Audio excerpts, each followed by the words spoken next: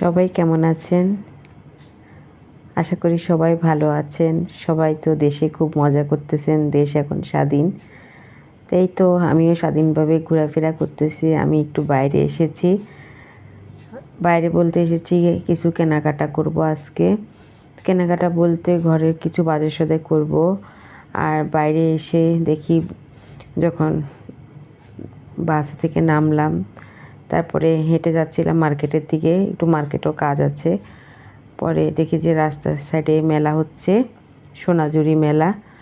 পরে একটু ঘুরে আপনাদের সাথে দেখাচ্ছি দেখি কি মেলা হচ্ছিল। তো দেখি বিভিন্ন রকম জিনিসপত্র, হাতের তৈরি বিভিন্ন রকম জিনিসপত্র আছে এখানে, মাটির, তারপর পুতুল, অনেক কিছুই। তো ঘুরে ঘুরে সব কিছু আপনাদের সাথে একটু দেখাচ্ছি। তো মোটামুটি জিনিসপত্র ভালোই ছিল, কিন্তু কিছুই কিনে নেই মেলা থেকে, কারণ এগুলা অনেকবারই দেখা হয়েছে, অনেকবারই কেনা হয়েছে, এজন্য কিছু কেনা হয়নি।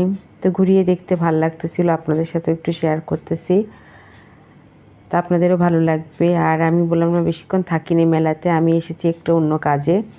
তো চলেন ব্লগটা দেখতে থাকেন কি কাজের জন্য এসেছি। আসসালামু আলাইকুম। তো শুরুতে তো সবাইকে বললাম সবাই ভালো আছেন এখন স্বাধীন দেশে, ইনশাল্লাহ। আমিও যাব দেশে। দেখি আমার মেয়ের পরীক্ষা চলতেছে, তারপরে ছেলেরও ক্লাস আছে, এজন্য এখনও সিদ্ধান্ত হয়নি, তবে যাব, নতুন করে আবার দেশটাকে দেখব। তো যাক, এই তো মেলা থেকে বেরিয়ে যাব। তারপরে দেখতেছিলাম মেয়ের জন্য কিছু নেওয়া যায় কি না।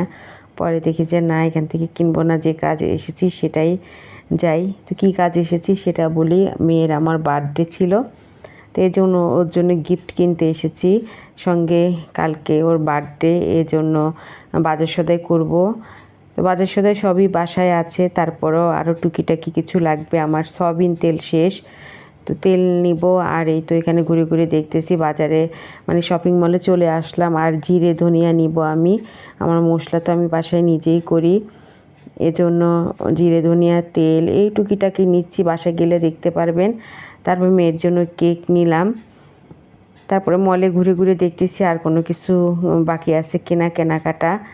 তারপরে এই তো বাসায় এসেছি, অনেকক্ষণ হয়ে গেছে। বাসায় এসে ফ্রেশ হলাম, ফ্রেশ হয়ে তারপরে একটু চা খেলাম। আমি কোথাও গেলে এসে আমাকে চা খেতেই হবে, না হলে ভালো লাগে না। আর এই তো মেয়ের জন্য কেক নিয়ে এসেছি মিও আমুরে থেকে। আর এটা হচ্ছে টি টাইম, এটা চা দিয়ে খেতে ভীষণ মজা লাগে, তো এই জন্য এটা নিয়ে এসেছি, আমি খেতে পছন্দ করি।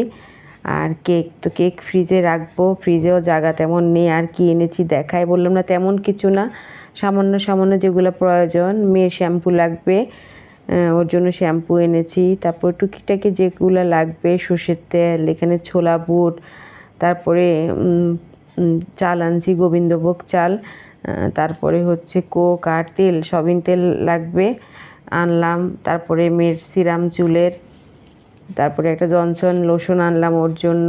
আর এই তো এগুলো জিরা ধনিয়া আনছি, আর পেঁয়াজ আনছি, আর ডাল এনেছি। তো এগুলাই আনলাম। বাসায় অনেক বাজার সদাই আছে, আমি প্রায় দুদিন পর পর যাই, ওটা সেটা নিয়ে আসি, কাছেই তো মল, তো এই জন্য তেমন কিছু লাগেনি। আর এই তো এটা হচ্ছে 12টা 1 মিনিটে। আমার মেয়ের নাম আজিজা, তো ওর কেক কাটা হয়েছে। আর এই তো পরের দিন সকালবেলা আবার বাজার করা হয়েছে।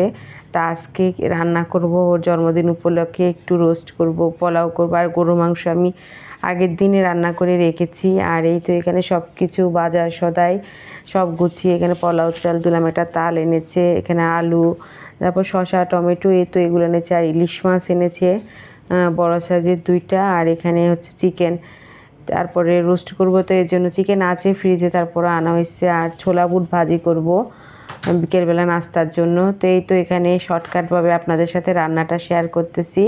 এখানে আমি আদা রসুন আর লবণ দিয়ে রোস্টটা মেখে নিয়েছি, ওটা ভাজবো। আর এই তো এখানে আগে পোলাওটা বসা দিচ্ছি। তো সবসময় তো আপনাদের সাথে রান্না শেয়ার করি, আজকে খুব শর্টকাটভাবে দেখাচ্ছি। এখানে দারচিনি এলাচি তেজপাতা সব কিছু দিয়ে পোলাও চালটা একটু পেঁয়াজ দিয়ে ভেজে চালটা দিয়ে দিলাম। এখানে আদা রসুনের পেস্ট দিয়ে দিচ্ছি, দিয়ে এখানে অনেকগুলো কাঁচামরিচ দিয়ে ভালো মতো ভেজে তারপর স্বাদ মতো লবণ দিয়ে দিলাম, দিয়ে এই তো ভালো মতো চালটা ভেজে নিচ্ছি। আর আমি চালটা একদম 2 ঘন্টা আগে ধুয়ে রেখেছি, পোলাও চালটা, তাহলে পোলাও একদম সুন্দর ঝুরঝুরে হয়, খেতেও ভালো লাগে আর গ্রানটাও দারুণ আসে। তো এই তো এখানে পরিমাণ মতো গরম পানি দিলাম, দিয়ে এখন ঢাকনা দিয়ে দিলাম। আর আমার পোলাও দেখেন সুন্দর হয়ে গেছে। এর মধ্যে আমি একবার নেড়েও দিচ্ছি। বললাম না শর্টকাটভাবে আপনাদের সাথে রান্নাটা শেয়ার করতেছি। আর এখানে এখন ঘি দিয়ে দিব, ঘিটা দিয়ে তারপরে এখানে বেরেস্তা দিয়ে দিব। পোলাওর সাথে ঘি না দিলে ভালো লাগে না, আর এই ঘিটা ভীষণ ভালো, বৈদ্যনাথ, খুব ভালো ঘি। তারপরে বেরেস্তা দিয়ে ঢাকনা দিয়ে রেখে দিলাম।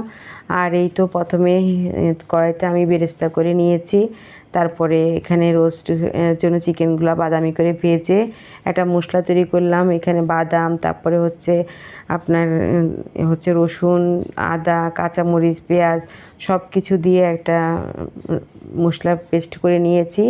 আর এই তো সেই তেলের মধ্যে আমি পেঁয়াজ, তারপরে হচ্ছে আপনার দারচিনি, এলাচি, তেজপাতা, সেই মশলাটা, টক দই সব কিছু দিয়ে মশলা, জিরে, ধনিয়া, স্বাদ মতো লবণ, সামান্য মরিচের গুঁড়ো দিয়ে রোস্টটা দিয়ে ভালো মতো, মানে চিকেনটা দিয়ে ভালো মতো ভেজে এখানে স্বাদ মতো আমি চিনি দিয়ে তারপরে ঝোল দিলাম, দুধ দিলাম।